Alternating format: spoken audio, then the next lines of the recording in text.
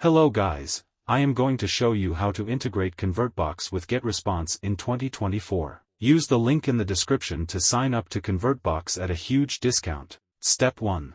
In the ConvertBox dashboard, click on your profile image in the top right-hand corner and select Settings from the drop-down menu.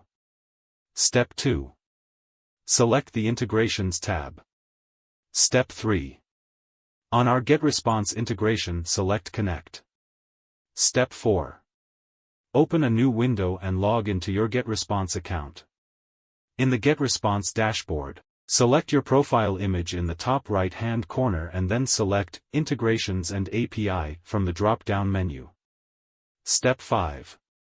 From the left-hand menu, select API and copy your API key. Step 6. Go back to the ConvertBox integration page for GetResponse. Give your account a name that will easily identify it and paste your API key into the fields below. Then click Connect to GetResponse to finish integrating your account.